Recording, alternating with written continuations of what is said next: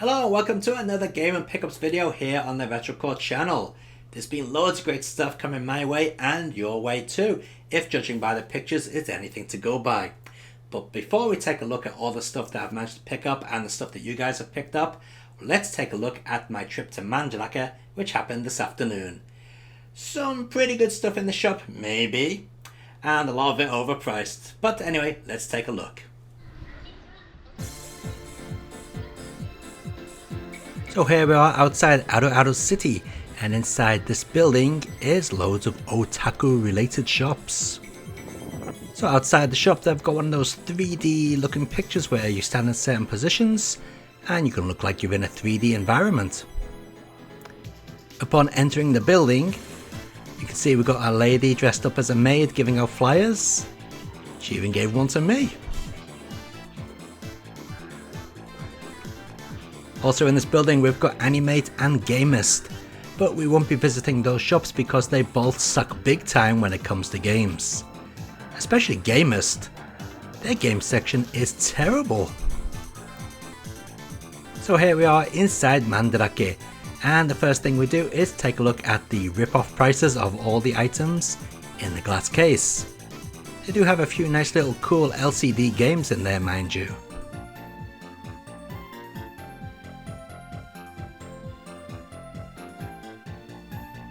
As you can see, we got some Neo Geo AES games, pretty pricey, some PC Engine CD games, and some very expensive NES, Super Famicom, and Sega Saturn games also in here. Now unfortunately, while I was videoing inside the shop, I was filming everything blind, so I was basically using a SpyCam app.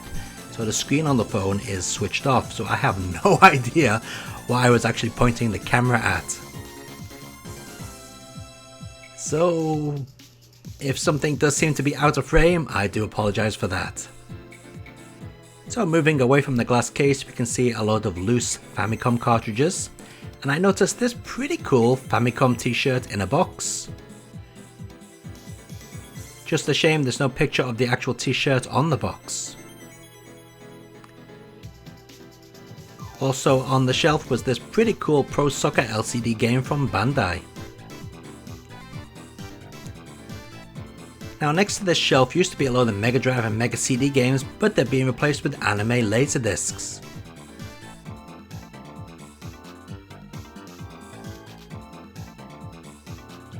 And some VHS tapes as well. Going straight ahead we can see a load of DVDs and some random assortment of games, including PCFX, Neo Geo Pocket, Neo Geo CD, and a few WonderSwan down there. Loads of Famicom stuff, Super Famicom, GameCube, some Game Boy box games. Got some Dreamcast up on the top shelf, a few Mega Drive games, about 4 Mega CD games, a couple of Saturn games as well. And to be honest, most of the prices are, pretty steep, and a lot of the games have sun fade or sunburn, however you want to call it, which makes the pretty expensive price even more difficult to swallow.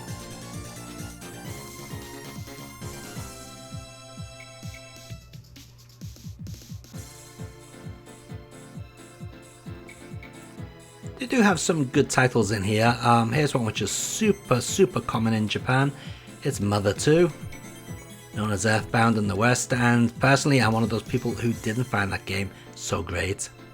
It is Rockman X2, pretty nice game, price is so-so. Now I was going to show you quite a few titles from the PlayStation section, the PlayStation 2 section, the Xbox 360 section and so on, but the camera, or the phone I should say, pretty much ran out of batteries just as I was about to show the first PlayStation 2 game. Oh well, never mind.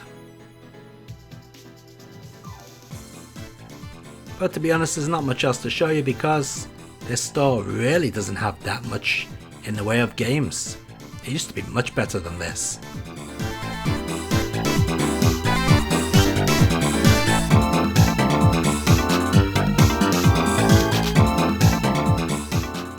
Okay, so that was the trip to Mandrake, and as I mentioned in the video, I didn't buy anything there because it was all overpriced. But that's not to say I didn't get anything in the last couple of weeks. In fact, there's loads of stuff that came my way. Basically, one place was having a massive sale on PlayStation games for like 100 yen or 150 yen each. I just picked up a load of them. But before we get to that, let's talk about some of the other games which I've been playing and buying recently. So first up is this one. This is Elder Scrolls on the Xbox One, Skyrim. Fantastic game. This is the special edition. And what I really love about the Xbox One version, just like the PC version, you can install non-official mods, which means this can be very, very entertaining once you've completed the game. So I've got the high-res texture pack on here, some new characters, different skins, new missions, stuff like that. Very nice indeed. Really loving this game. Been playing this one now for, I would say at least 30-40 hours, probably more. I'll really have to check out the time, but if you're into open world adventure games, you can't go wrong with a bit of Skyrim. Good stuff. Now you may have saw a video which I posted the other day about my consoleized Neo Geo box. A picture of it up here right now. Well, to go along with that, I also got this 161 in 1 Neo Geo cartridge. The case is one I made myself. Came out pretty well, I think, not too bad. But yeah, usually the cartridge is just a yellow Neo Geo MVS cartridge without a box. So this was a pretty easy cover to make, to be honest, but the problem with printing it was kind of tricky because it had to be printed onto A3 paper, just the size of the box, so that was a bit of a task. But yeah, great cartridge, and a lot of people say that a lot of the games have issues on them, and I've got to admit I've been through all the games so far, and pretty much all of them seem to be working fine. I heard Aero Fighters 2 or 3 had issues. Yesterday I played Aero Fighters 2 and 3, and both of them work just fine, so maybe the earlier versions of this cartridge were dodgy, but they seem to have picked up the game quite a lot. Okay, and the Neo Geo wasn't the only hardware picked up recently. There's also this. This is the 8-bit 2.5-inch LCD game machine. Basically, it's a Famicom that, you know, looks like a very, very small Game Boy. It's tiny. In fact, to show you how tiny it is, let's just put it up against a CD. There you go. Would help if I had it the other way around, wouldn't it? Yeah, it's tiny. Really, really small. So I'll be doing a review on that soon. How good the emulation is, well, who knows, but it might be good, might not be good. We'll find out sooner or later. Okay. And before we get onto the PlayStation games, we've got one more game which isn't on PlayStation. It was Chrome Hounds on the Xbox 360. Believe it or not, this was actually found by my wife. She was browsing Amazon and she noticed this in the recommended list, and it was only 1 yen. 1 yen. She said, do I want to pick it up? And I said, how much? She said 1 yen. I said, yeah, 2 right. I've yet to play it. This video footage up here is taken from the promotion video. But yeah, I'll be looking forward to trying this out in the future. Yeah, it's the platinum release, so it's not the original release, but still, 1 yen, you'd be mad to pass that up. Okay, so on to all those PlayStation games which were really, really cheap, and believe me, I bought a crap load of them. Okay, so first up we have Ganbare Goemon, and I really like the disc on this. It's really colourful. Take a look at this. It's a really nice disc. Alright, here we go. Look at that.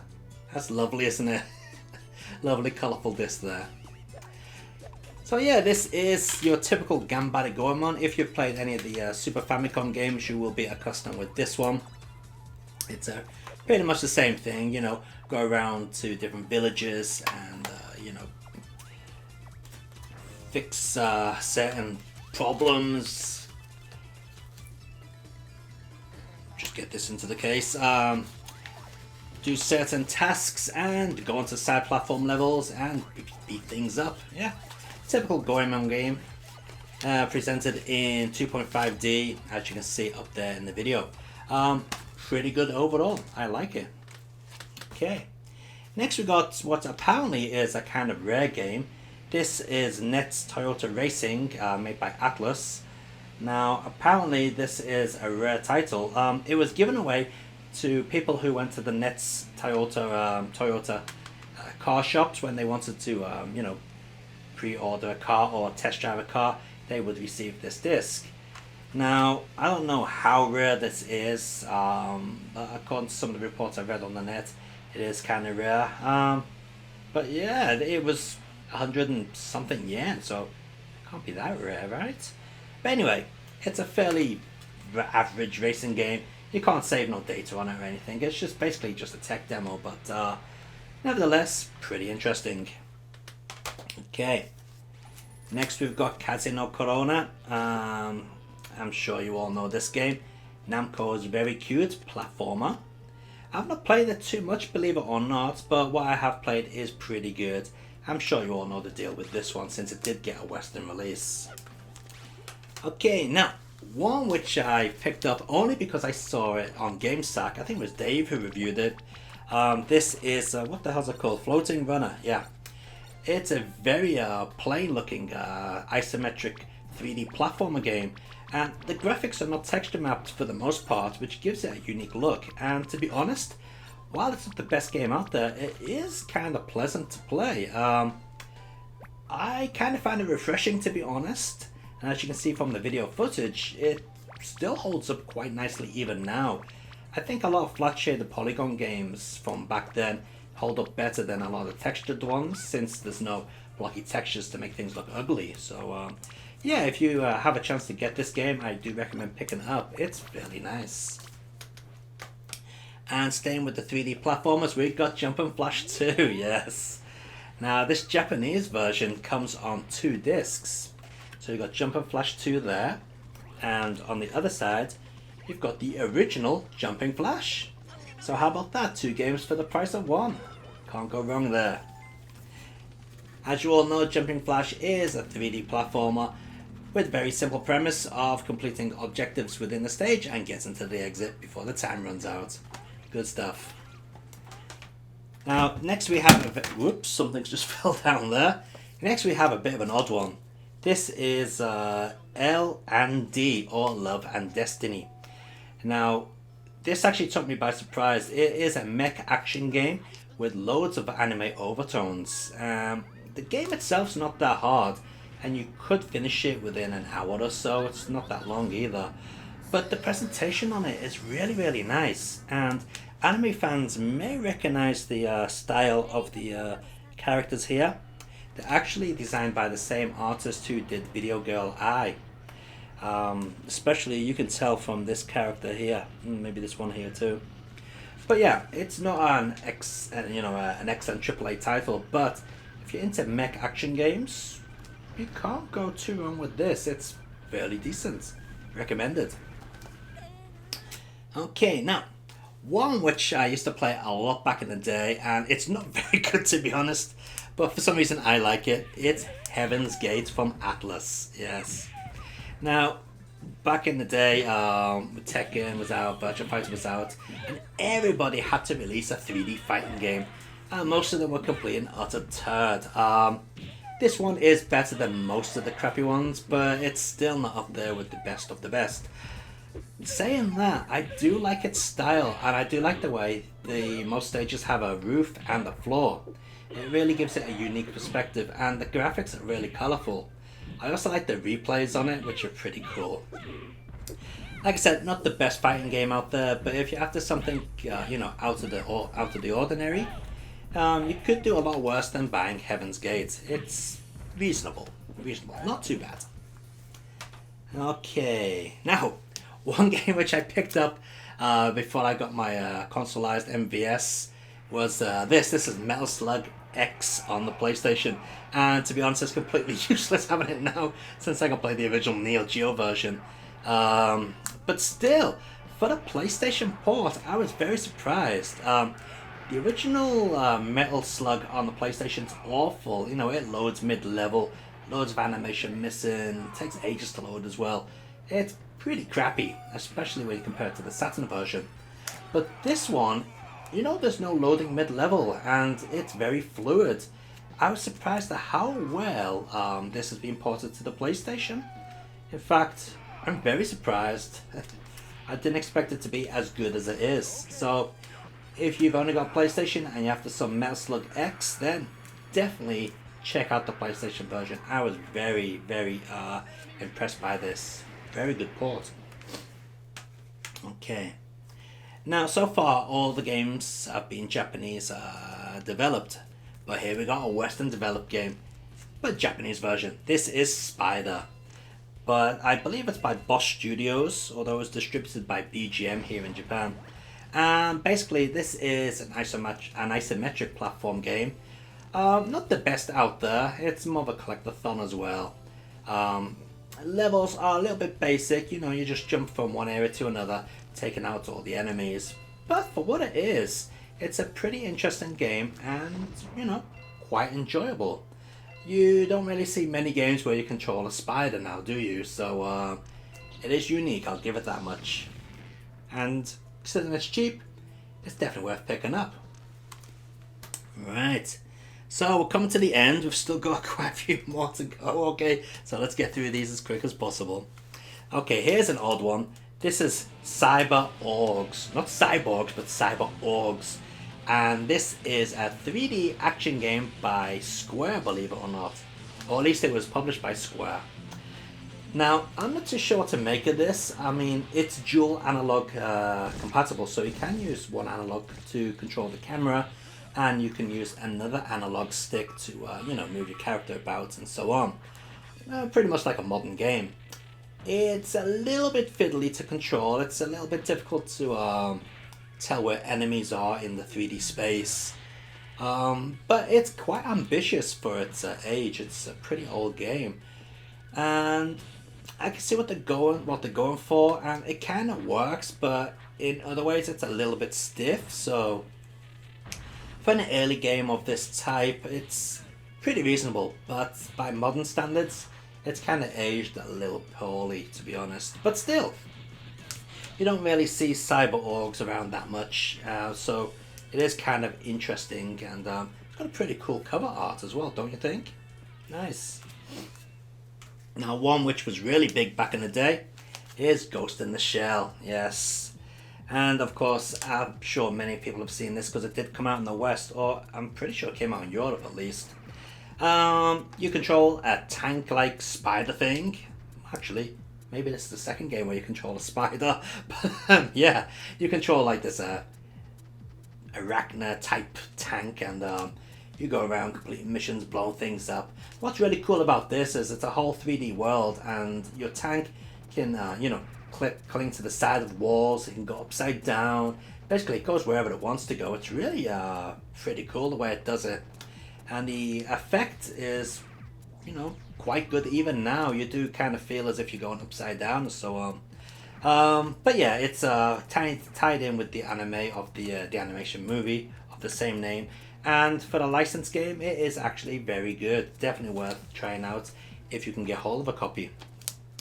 Now, one game which I really loved back in the day was this. This is Bust a Move. Yes, this is Bust a Move. Not Puzzle Bobble, which they renamed to Bust a Move. Yeah, they did, didn't they? They renamed Puzzle Bobble to Bust a Move in the West. This is what Bust a Move really is. And in the West, this was called Bust a Groove, which is, you know, still a pretty good title, actually. But the Japanese version comes on 2 discs. And what you get is, you get the original game disc here. And then you get a premium CD-ROM, which has interviews and some bonus content on. So it's not actually a game. You do need a PlayStation to run it. But it's basically just bonus content about the making of this game. A very nice addition, and it's a pretty much a shame that the bonus disc didn't come out in the West. Well, at least to my knowledge it didn't. So yeah, maybe if there's enough people interested, I'll video some of the bonus content and put it up on YouTube. Let me know in the comments below if you'd like to see that.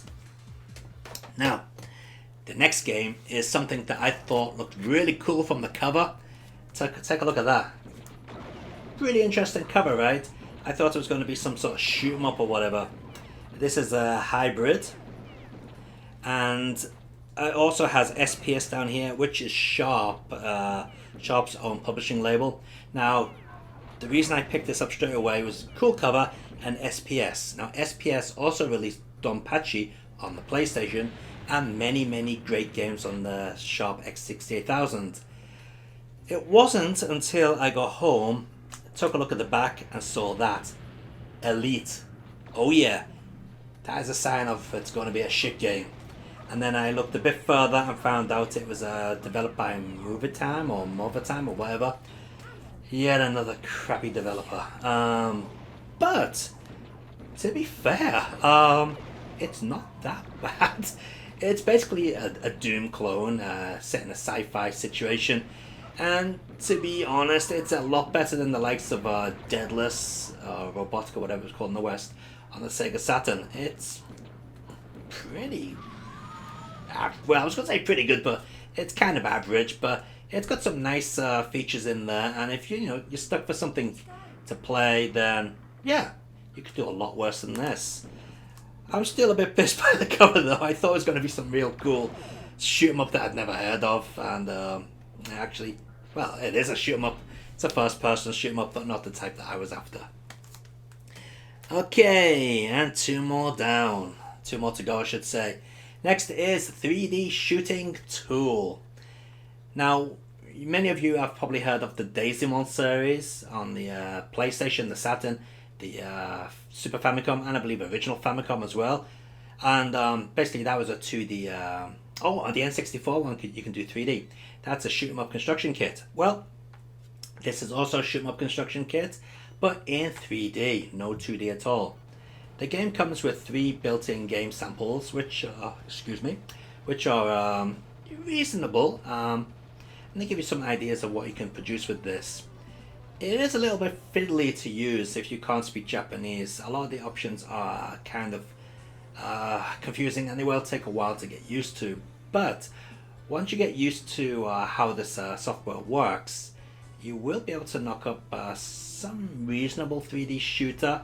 It's going to be a into the screen type, of course, not side scrolling, or at least not that I can figure out. You can't do side scrolling 3D games, but yeah, it could be a little bit more intuitive, to be honest. It's not exactly user friendly, even if you do know Japanese, but it is usable. Yeah, so I mean, if you're a little bit adventurous and you're after some sort of a challenge and you're interested in making your own games, then yeah, give it a try. 3D 3D Shooting Tool on the PlayStation.